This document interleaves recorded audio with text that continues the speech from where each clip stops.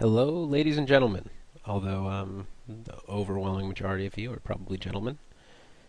I am Phil Galfond. This is runatonce.com. I made a video, recorded myself playing just an hour ago on two tables of $255 no limit Zoom poker on PokerStars. I was looking for some higher stakes no limit action, but the highest that was running was 510, and I figured that Zoom is something that I know has become popular, and with full tilt coming back, I'm sure Rush will pick up as well. And it's a great way to obviously increase your number of hands per hour, and it is a slightly different game. I want to put out the disclaimer that I'm not an expert at Zoom poker. This is, this is the longest I've ever played it, which was about a half hour, and I've played it before for maybe 15 minutes just to feel it out. But I kind of, so I didn't go in with a set strategy, and didn't come out with a well-defined strategy. But I just thought it'd still be interesting for the full-time no-limit guys who probably already do have kind of regular strategy adjustments to Zoom and things like that, to just hear the opinion of little old me as an outsider. Because I don't know, hopefully something new will come up. I'm just going to get into the action right away on the top. On the left table, it's definitely a candidate for 3-betting, but I just decided not to. I was kind of getting my bearings starting the video.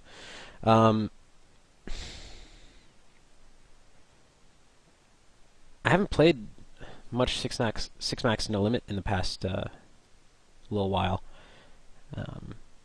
and I was trying to pay a lot of attention to how the games seem to be adjusting. I was, or by the games I mean the players, but how the games play nowadays, because I think that when I was a full-time no limit pro, I think I certainly had at least a decent fundamental understanding of the game, although the game's certainly progressed now. But proper strategy always just depends on the table and the way people are playing, and so I wanted to get an idea of how these people were playing so that I could adjust. I'll get right back to that. On the right table, I raised the button. I've decided to min-raise the button 2.5x the cutoff, and 3x under the gun plus 1, and the small blind. And or maybe I 2.5x the small blind, I don't remember. I only got to open raise from there once or twice. Spoiler alert. I think that's somewhat along the lines of standard. I'm not going to go too much into it because I don't think it's all that interesting. So on the right table, I'm min-raise button, get 2 callers. The big blind can come along here with a lot. The small blind, I would expect, has a lot of kind of hands similar to mine, maybe like King Queen offsuit, King Queen suited, Jack 10 suited, 7-8 suited, and then a lot of pocket pairs, and then potentially, like, I would assume most people 3-bet a lot of their ace X hands, that they want to play. I assume they'll be folding like ace 5 off, and then 3-betting their ace X suited and ace 10 plus. But I don't really know, and that's one of the things that I was hoping to figure out over time. Unfortunately, my HUD didn't work, so I wasn't able to get like a very good feel for stats. Anyways, I'm making a lot of disclaimers here. I promise I'll have some interesting things to say. So yeah, so I put the small blind on a range, like I just said. I put the big blind on a range that's kind of includes a lot of hands. I opted to check back the flop on ace 4-4. First of all, because I think I can still rep hands in the future, and second of all, because I have 0 equity when called, and I know that I know it certainly used to be a no-limit thing to make sure you bet all of your unwinnable hands, but I think that as players play better and better, I don't think that is a viable strategy so much to bet with your no equity, no hope hands because you can't two barrel with them, or you shouldn't two barrel with them, and people are just defending much better against somebody who's c betting and barreling too much.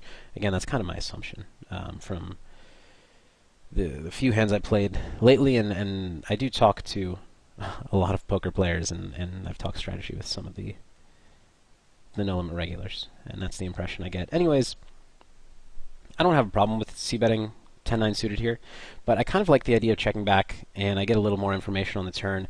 I do turn a flush draw here, which is somewhat relevant. But for the most part, I was planning on giving up. If check 2 again on various cards, if check 2 here, I would bet try to take down the pot against what I assume are two weak ranges. This isn't a board that I expect people to check raise the turn on just because, I mean, if they have ace X, I guess they're inducing a bet, but what are they hoping to get paid by? And they're not going to check raise 4x.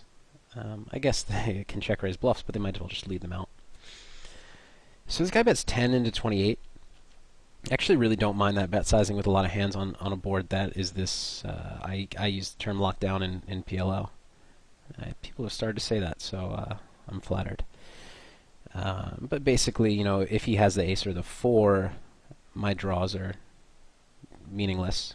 To me, given what I put his preflop range on, since I thought he would 3-bet a lot of ace-x hands, I'm certainly not positive about that, but given the player pool, I would guess, you know, 75% likely that he would 3-bet most of his ace-x combos that he decided to play. Given that, plus his bet sizing, I think it's actually pretty likely that he has a pocket pair. And since he didn't 3-bet a pocket pair that's lower than 10-9, so I considered raising here, and I really don't hate raising except that it doesn't really make any sense as far as I don't think that I would raise with an ace here. So I don't really have much of a raising range in this specific spot. I think raising is plus EV in a vacuum, but it's just not something I felt comfortable with myself in doing. And I think it accomplishes the same thing for the most part to call. I'm expecting him to check almost every river, given that I do feel fairly confident he has a 7-7 type hand, and I think I can just take it away. Not to mention that I actually, against that hand, have a reasonable amount of equity to improve.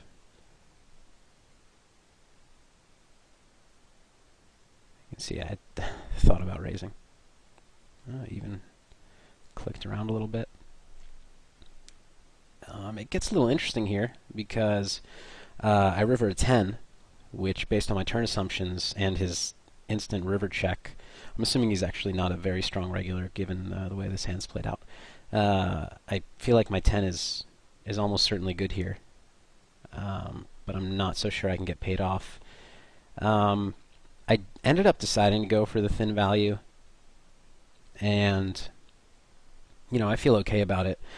From a balance perspective, I feel kind of good about it, given that I don't have a ton of ace-x combos, and I don't have a ton of 4x combos.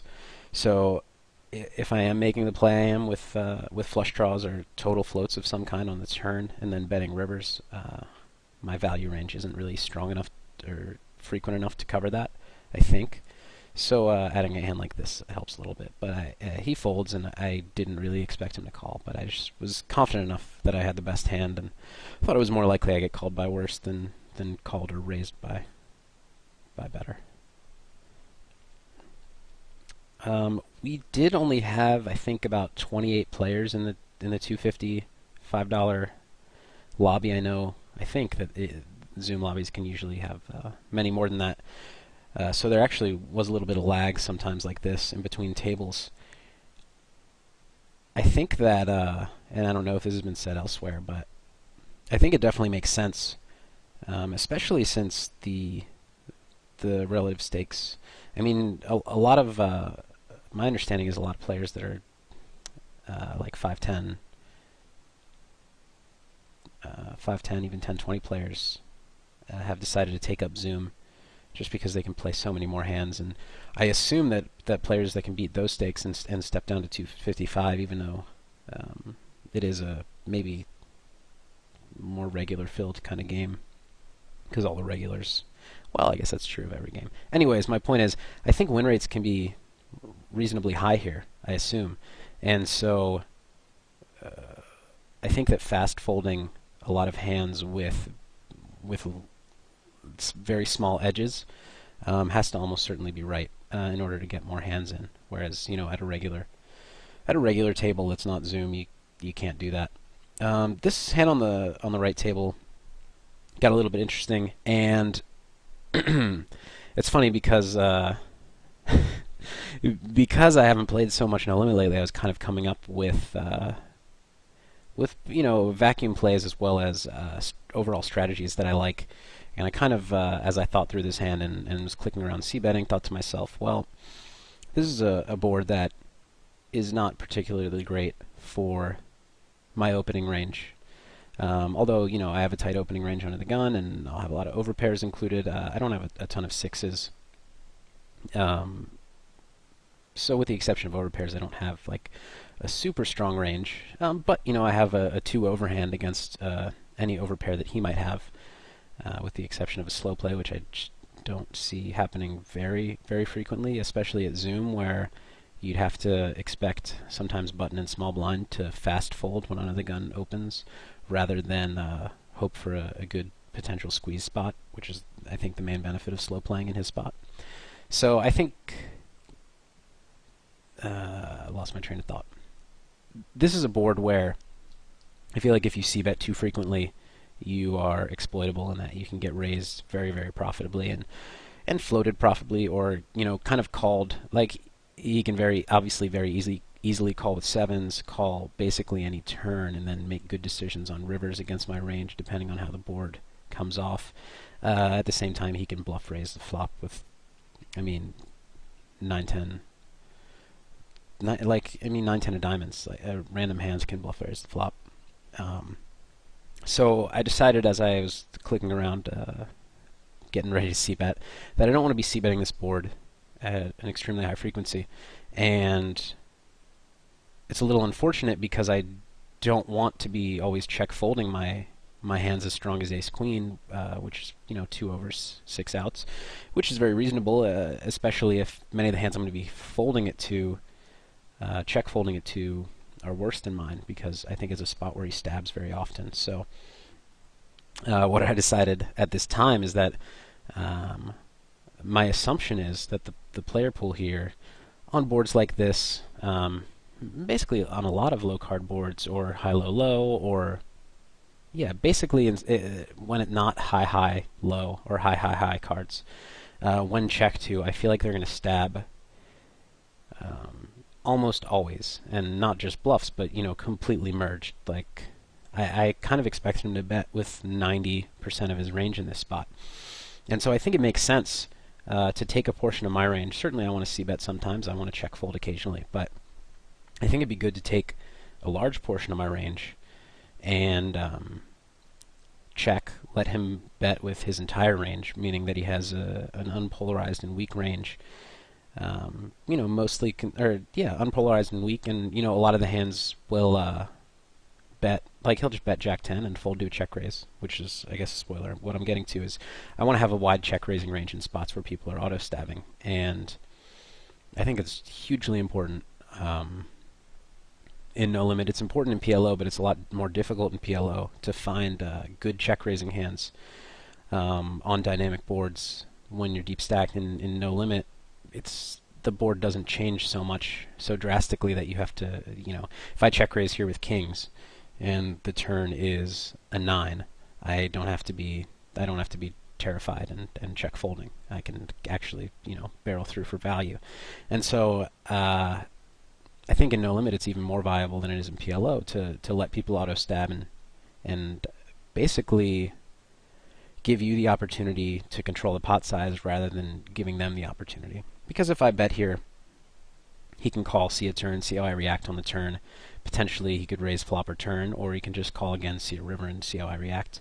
And really dictate the pot size. I think at this point I can check raise and immediately make the decision that we're playing for stacks. if I want us to, with the portions of my range that want to go for value or that want to barrel off.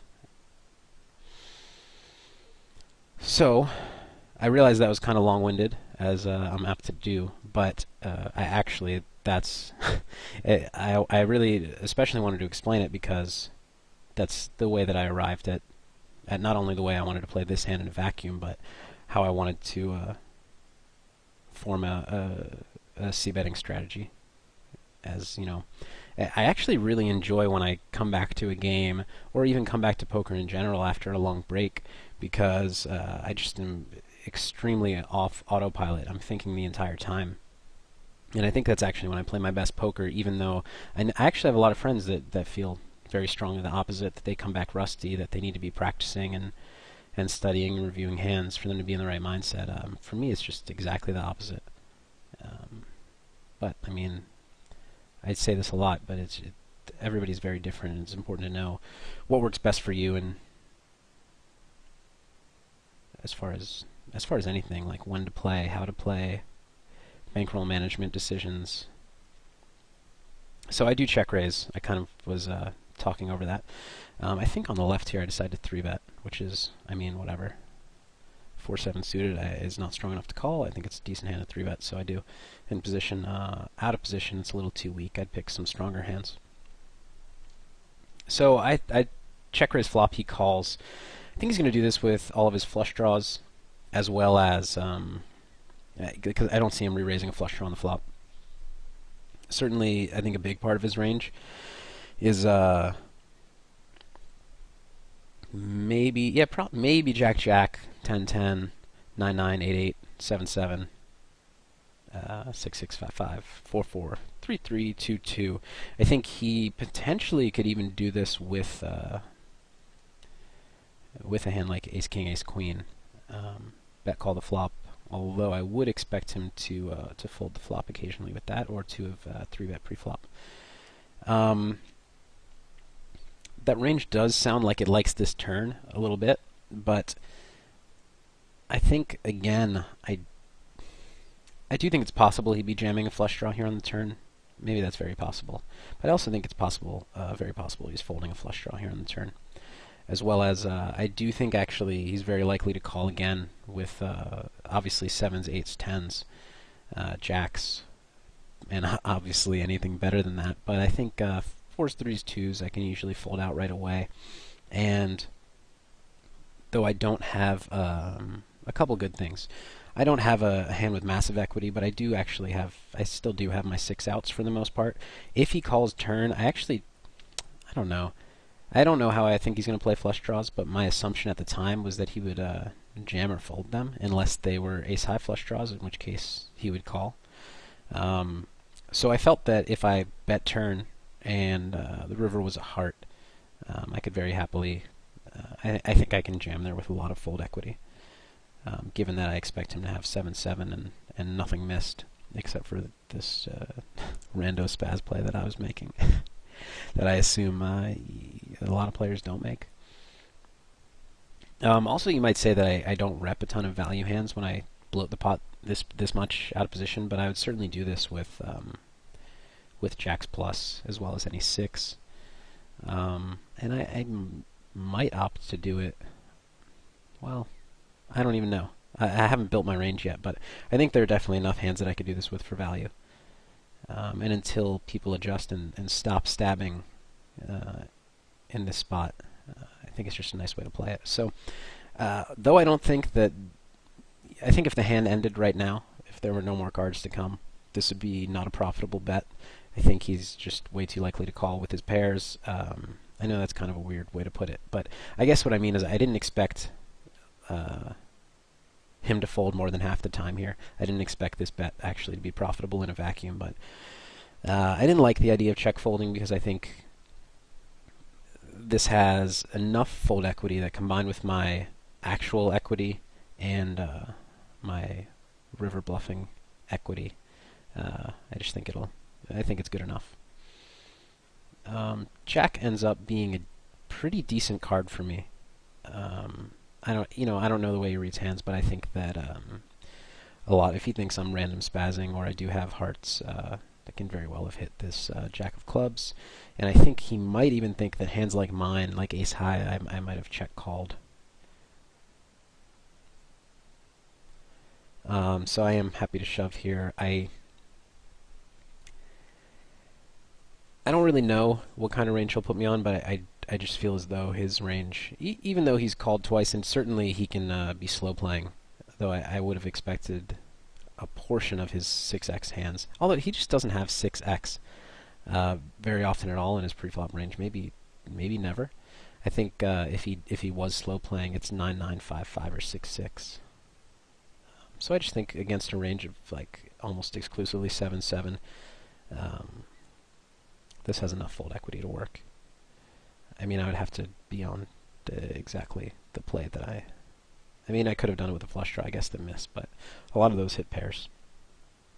He does end up folding, fortunately, and obviously that could have easily not worked, and I could feel stupid, but I think I'm just very happy, not necessarily with specifically the vacuum play there, but with the strategy overall, kind of. And I was proud of myself. I wanted to get carried away with 10 deuce, but I decided to fold. And I 3-bet on the left table, 5-4 suited. I think this might be a fold, actually.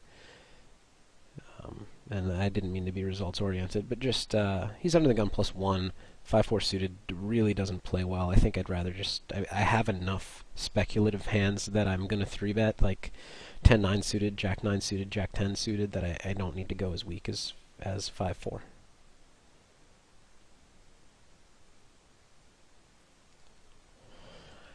Yeah, so he 4-bets and I opt to fold. I don't really think I can do anything there.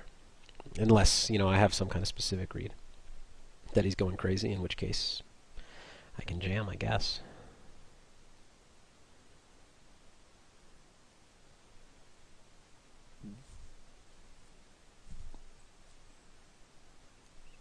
I assume that other people who aren't me know how to get their HUD working at Zoom. I think in a small player pool thing like this, it's important to pay attention to your HUD stats. In any player pool, it's important to pay attention to your HUD stats. In a small player pool, people can make more specific reads on you, so that you can't get away with kind of HUD trickery.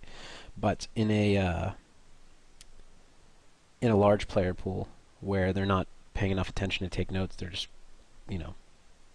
grinding their strat quickly, just clicking buttons. They're not going to notice if you're messing around a little bit. So I think what you can do, this hand on the right, he checks back, and then I just check fold turn, which I think is pretty standard. I think that betting is an option, but I just don't think it plays out very well for me. If I bet the turn and he calls, which I think is happening very frequently, then I have to decide if I want to bluff with ace high on the river, or if I want to check and try to pick off a bluff, because certainly if I check, he's not going to show down his missed draws. And I didn't feel that I could bet the turn and bet the river profitably as a bluff with basically no outs. I pick a better hand. I mean, I have the 3 aces left, but that's it. So I figured I'd pick better hands to semi-bluff turn with and bluff river, and that I didn't feel comfortable betting turn and check calling any rivers, and I just don't think I have enough immediate fold equity to make this a bet hand. So I'm hoping to show down, but he ends up betting, and I think it's a pretty easy fold, unless you, I don't know, have an idea and want to get frisky. But what I was saying is, in a larger player pool, assuming people are using HUDs, because they can get them to work better than I can, I think that it makes sense. I decided to call here with ace-10 offsuit on the left table. Pretty good pot odds, and it's not a hand that plays super well in a multi-way pot. And I ended up just check folding there. Sorry that I'm giving spoilers, I just want to finish my thought. You can do a lot of things, I think, like 3-betting to smaller amounts, or having some different flop raise or flop bet sizings, so that they the idea that they get of your frequencies based on their HUD is not really indicative of how you actually play. So I guess that's a little trick that I would use if I was a full-time no-limit Zoom player. I opt to call the 3-bet out of position here with ace-queen off. Had I raised an early position and got 3-bet in early position, I would just throw it away. Or it's a decent 4-bet bluff hand because of the high card removal. A lot of the hands that if you raise an early position and get 3-bet for value, they're going to be, contain an ace or a queen very frequently. So it makes it more likely to have some fold equity as well as some outs against a hand like jacks or kings potentially, although kings is going to get it in and you're going to fold. But I feel like it's strong enough to call here in a cutoff first button situation. I don't hate 4-betting it. I actually prefer 4-betting it to folding if you don't feel comfortable with making a call here, if you don't think it's profitable. But I felt like I could make it work against what I assume is a not crazy range. I mean, I don't know this guy at all. I assume it's not a crazy range, but I assume that, he's messing around a little bit. He bets flop. I flop top pair, and with no clubs on a 3-club board, I think it's a very standard check call. I don't really see another option at this point.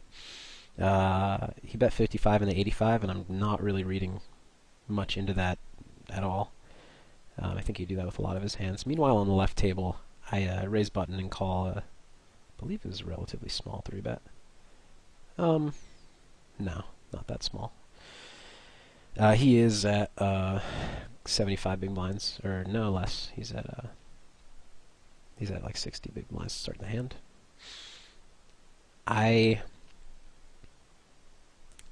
Again, he's on a couple tables. He has shorter stacks, which I think I assume a lot of pros short stack and multi-table, so I assume he's still a pro. And I need to be very aware of stacks, especially at Zoom where you're just trying to click buttons very quickly. Anyways, I think the call is fine. On the flop, he bets on ace-7-6, and I feel like I do have a backdoor flush draw with my jack. I don't know. I opted to call here.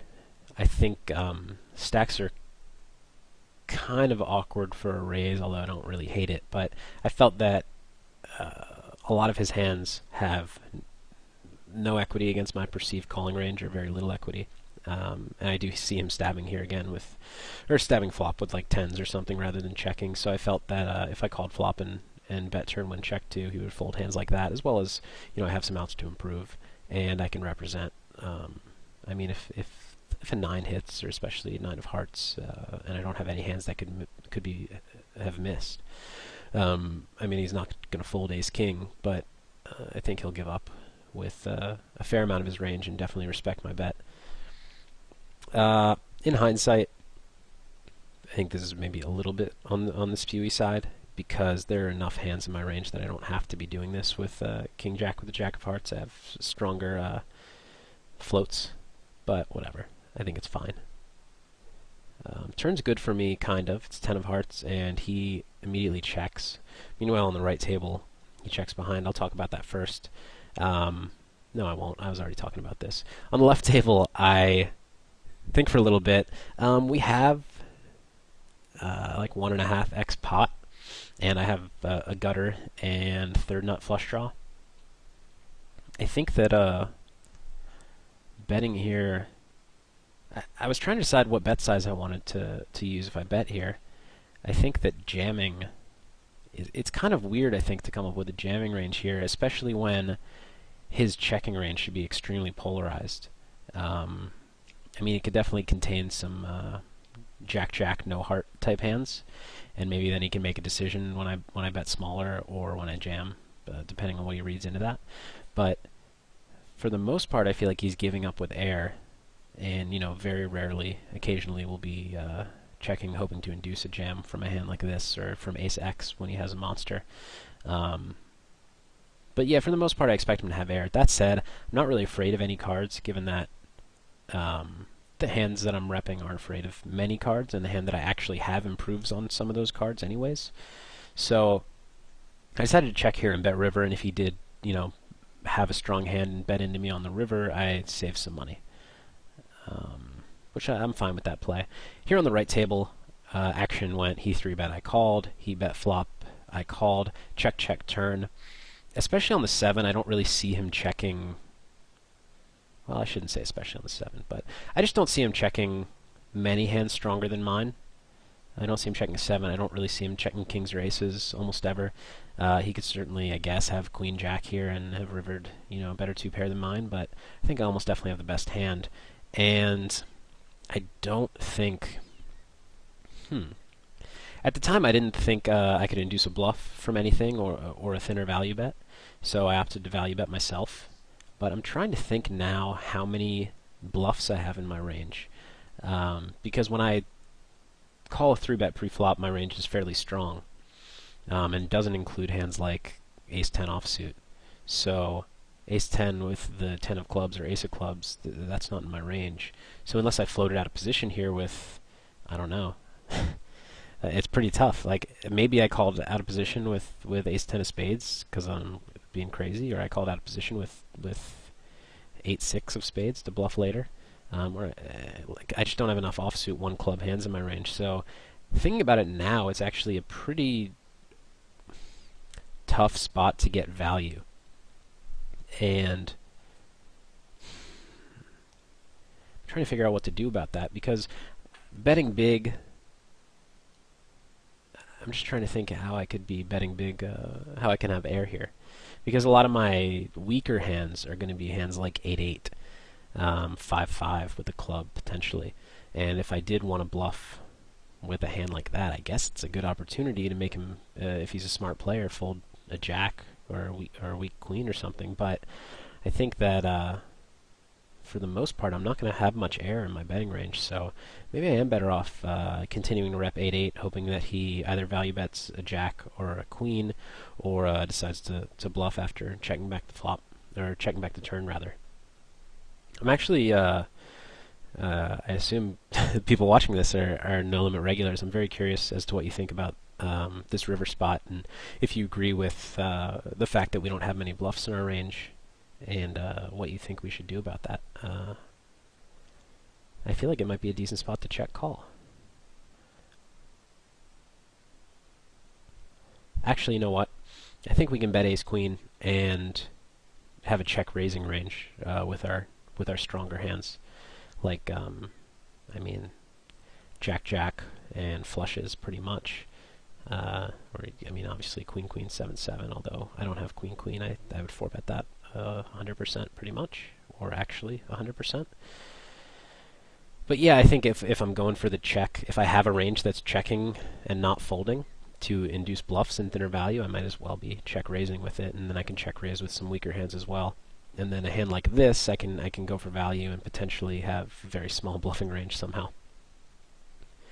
That said, I mean, as many of you know, I like very much to be balanced, and that's why I've gone on a lot about this spot, that it is probably a decision that doesn't matter because he's almost never calling and he's almost never betting when checked to, so I just usually win the pot here and the hand's over. But, against weaker players, you don't have to worry so much. And I'm not saying he's a weaker player. He actually seemed to play very well. But I can get carried away worrying about balance too much. Here on the left table, sorry, I have to speed myself along. As I said, I decided to check back turn and bet river. I bet 120, which isn't completely necessary, I think. I mean, the hands that I'm repping ace-x for the most part, or somehow slow-played hand, which I guess slow-played hands might want to bet this size. I think I can go... I think it's fine, actually. He check raises, and I was very much not expecting that, but obviously I can't call with king high. It's a strong play by him. I really like checking the turn in his spot because it's very difficult for him to bet the turn as a bluff. And it's a spot where I think a lot of players in my shoes might just jam with a hand with any equity or ace-x just to protect it. So I like his turn play. His river play, I'm not sure how I feel because I think a lot of my turn check-back range can't bet the river. I do have a lot of like 10-9 potentially that rivered the 10 or turned the 10. I forget how the hand played out. Turn the 10. Or I mean, just like 9s, 8s, 8-7 suited, things like that. And I don't even know. I guess I would always go for value with ace X, which is a very substantial part of my range. So I don't have a problem with his bet or his check raise by any means. But here I try to take notes and it keeps not cooperating. But I don't know. As long as we have the board right here, I would go for value with my ace X hands. Some of the stronger ones with a heart probably would have bet the turn. But yeah, I would play ace 9 this way, ace 9 of spades or something like that. Although he certainly gets the full bet out of me if he just leads into me. So, I mean, I don't know if his play is going to be the most profitable, but obviously it worked against my hand, and I actually always respect somebody mixing it up and taking a very creative line, even if even if it might not be in a vacuum the best play. I think it's good for your overall game. And I'm not even saying that wasn't the best play. Here I actually, well, I don't want to say that I made an error, but, and I actually still like my play, but I didn't notice that this was a three-way pot when I played the hand. I thought it went raise, call, fold, fold as I was taking notes on the other table. And so very quickly I opted to take the same line with this hand as I did with the ace-queen of clubs on the 6-6-5 two-heart board. I think it's another board where, maybe not in a three-way pot actually, but in a heads-up pot, he's stabbing every single time. It's 90% plus, I'm guessing, and this is my assumption about the field. But this is, I think, the perfect board and perfect hand to do it with.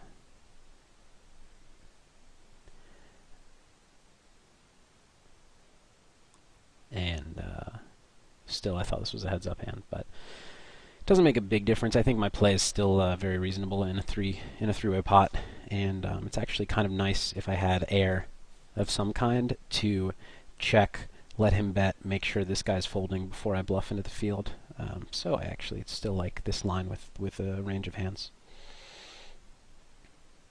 And I mean, you'll notice that you don't really lose more money with this line against stronger hands, because if you bet the flop,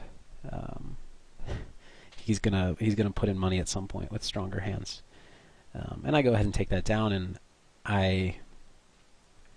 who knows what he bet folded there, but it's definitely a play that I feel very good about making with my range, putting kind of maximum pressure on a wide range in his spot, and I think I get a lot of free stabs there against very weak hands that are just going to give up when I bet. And I get those stabs out of my strong hands and my weak hands when I check raise. Here on the right table, I opted to check call this flop, Jack 10-7. I'm not sure how I feel about it still. It's kind of the type of hand that there's not value in betting by any means. You do kind of want to bet to protect, and you do kind of hate to check call and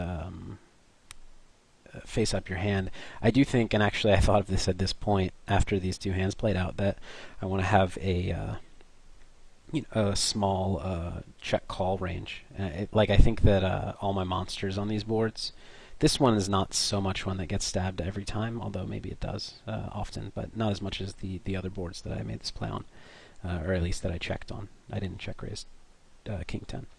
But I definitely do want to take some of my super nutted hands and play them each way. And it's tough to spread your sets out amongst all of your lines, just because there aren't that many combos of them to go around. But it's important to at least have the ability to show up with anything. So I check call flop, and he ends up betting the turn, and I'm in a pretty tough spot because, though I don't think he has a ton of sevens, I think he can pretty comfortably bet through here with his jacks, and I do want to strengthen my range to the point where I can take advantage of that. But if he doesn't have a better hand than me now, he certainly has a lot of equity, and I think that I'm going to be put in a bad situation on rivers. So I opted to just fold right here, and I think that I think it's somewhat close, but I think I like a fold. If I do find, and I don't really know, if I do find that people are just two-barreling there with their full range or near their full range, I obviously need to make that turn call. And it very well could be the case that he's taking hands like 5-5, betting for protection when check 2, betting turn for protection against what he thinks is like an ace-king, ace-queen range very often. And I just let him win the pot with almost no equity. I hope that's not the case, though.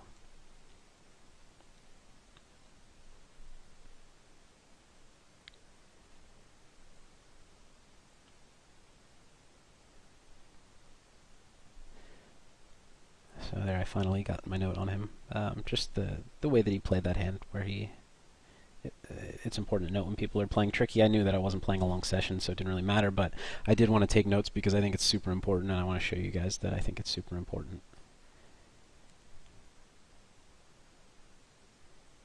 Ace-6 suited, I think it's just a fold against the under the gun open. Against a full stack, or even against a short stack, I don't mind it as a hand to re-raise, but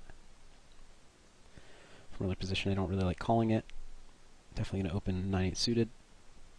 Fast fold the 5-3. Next hand, please. Fast fold the 7-4. Next hand, please. It looks like I am halfway through my footage and a pretty decent video length. I'll let you guys see me open raise 3-3. But I'm going to wrap this up and make a two-parter out of it. I hope you guys enjoyed it. I know that well, I'll let you guys see that I think they all fold. I know that I went into some somewhat basic spots, or not basic, but went over some hands in great length, in great detail. And I hope that that was cool. I'm going to stop it here, so you guys are going to have to tune in next week or 2 weeks from now if you want to see my ace-10 offsuit hand play out, my sick ace-10 offsuit hand.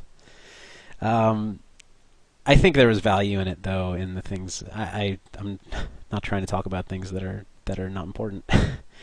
So I am very curious to hear what you guys think. I do have a lot of interest in No Limit. I think it's an awesome game. Just unfortunately, the games that I've been playing have been PLO because that's what's running for the last couple of years, and so I haven't had as much time as I'd like to think about the game. Although this has been very good practice for at the time of this recording, I'm about to play Ben 86 heads up in the Stars 100K All-Star Showdown. So just cracking open a little $255 Zoom to prepare.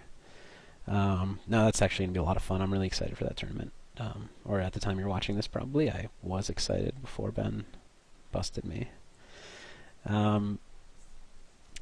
But yeah, it's a really interesting game, and I think you find yourself compared to PLO in a lot of spots where